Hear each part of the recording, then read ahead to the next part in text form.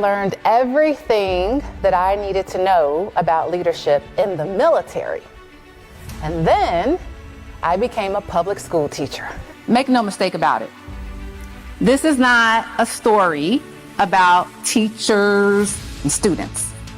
This is a story about leadership.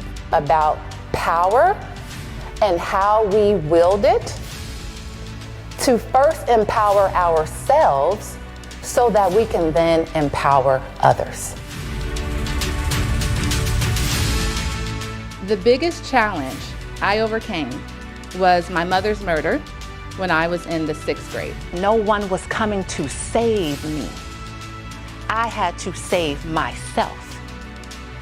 I had to take command and control of my life. And I taught myself that I could set really high expectations and meet them. Your vision is limitless. Your vision is about the impact you want to make on this world. It's about the legacy you want to leave.